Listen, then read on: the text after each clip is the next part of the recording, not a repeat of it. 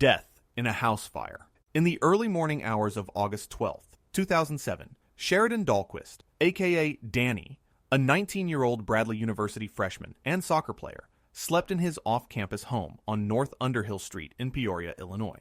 The house was quiet, heavy with the aftermath of a night of drinking. While Dahlquist slept, 4 roommates, Nicholas Menchen, Ryan Johnson, Stephen Crady, and Daniel Altman, made a catastrophic decision. As a joke, they ignited Roman candles beneath his bedroom door. The sparks caught instantly. Flames tore through the carpet and doorframe, smoke flooding the room. Trapped and unconscious, Dahlquist inhaled lethal amounts of smoke and carbon monoxide. By the time firefighters arrived, it was too late. He was pronounced dead at St. Francis Medical Center. What was meant as a prank became arson. The 4 men later pleaded guilty. The Bradley community mourned, left to reckon with how alcohol and stupidity turned a joke into a death sentence. Death during a goal celebration. On October 14th, 2014, under the afternoon sun in Aizawl, India, a local football crowd gathered at Lamwal Stadium, their voices rising with excitement. 23-year-old midfielder Peter Biaksangzwala took his place on the pitch for Bethlehem Vengtlang FC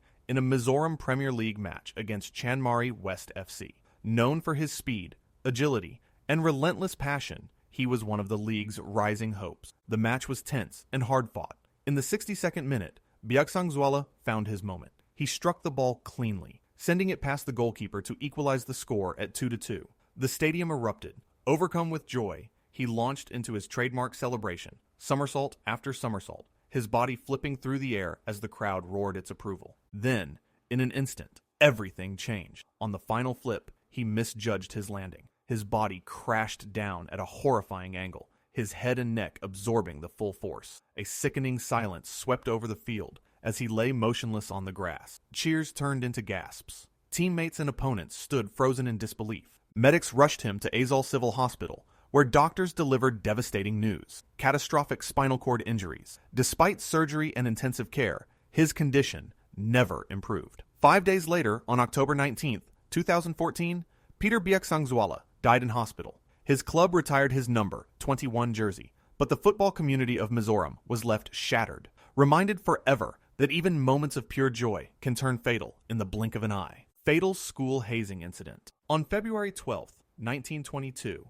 at Hamilton College in Clinton, New York, 15-year-old William Duncan Saunders took part in a late-night dormitory gathering. In an era where physical initiation rituals were common and rarely questioned, roughhousing between students was seen as harmless tradition. That night, it was anything but. Amid laughter and chaos, older students grabbed Saunders and, in a prank gone terribly wrong, hurled him from a bed. His body struck the hard floor with a brutal thud.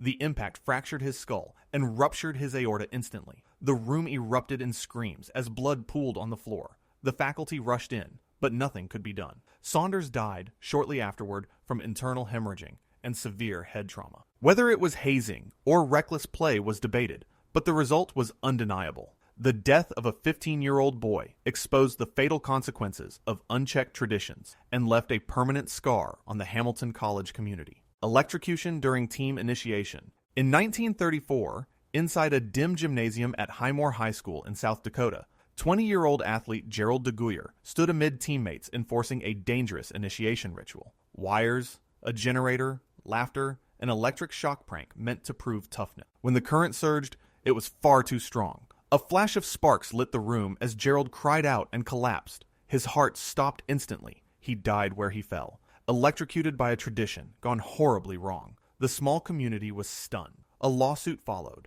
but the death was ruled accidental. The tragedy exposed the lethal risks of rituals passed down without question, forever changing attitudes toward school initiation. Horseplay fall death. On December 21st, 2021, at Topgolf in Chigwell, England, 22-year-old Connor Groom attended his bricklaying company Christmas party with colleagues and friends. Topgolf is a vast leisure complex, including mini golf courses, a high-tech driving range, and a trendy lounge offering games and drinks. That night, the multi-level driving range buzzed with holiday cheer, heavy drinking, and boisterous energy under bright lights. The group, in high spirits after consuming alcohol throughout the evening, moved to a bay on the upper floor overlooking the safety-netted ranges below. Connor's best friend, caught up in the moment, gave him a shove as a joke, intending no harm amid the group's escalating horseplay. Connor toppled over the low barrier, falling approximately 12 feet onto the hard ground below. In an instant, the joyful night turned to chaos. Screams cut through the air as partygoers rushed to his side. Paramedics arrived and fought to save him, rushing him to the Royal London Hospital. The impact delivered a traumatic cervical spinal cord injury and critical brain damage. Despite emergency efforts, Connor passed away on January 25, 2022, 5 weeks after that terrible fall. An inquest ruled the death accidental, resulting from inebriated, but not malicious horseplay, shocking the community and prompting Topgolf to enhance staff training on risks. A devastating illustration of how alcohol-fueled jokes can spiral into irreversible tragedy. Fraternity rush, drowning death. On the humid night of September 18, 1971, the campus of Tulane University in New Orleans pulsed with music, laughter, and alcohol. 17-year-old freshman Wayne Kennedy attended a Delta Kappa Epsilon fraternity rush event near a campus lake, eager to belong, eager to impress. What began as playful chaos soon spiraled. After hours of drinking, upperclassmen engaged in rough, drunken horseplay, throwing recruits around as part of what authorities later dismissed as non-hazing antics. Caught in the moment, Kennedy was suddenly lifted and hurled into the dark water below. At first, there was laughter, then panic. Kennedy did not resurface. In the murky depths of the lake, he struggled alone, unseen, until his body gave out. By the time partygoers realized something was wrong and pulled him from the water, it was too late. Wayne Kennedy had drowned. A young life had ended during what was supposed to be harmless fun, exposing how quickly recklessness, alcohol, and tradition can turn deadly. Death during car escape. In the spring of 1980, on the quiet college campus of Mississippi State University in Starkville, Mississippi, 20-year-old Curtis Huntley laughed and joked with his Pi Kappa Alpha fraternity brothers as they celebrated his birthday. Amid the celebration,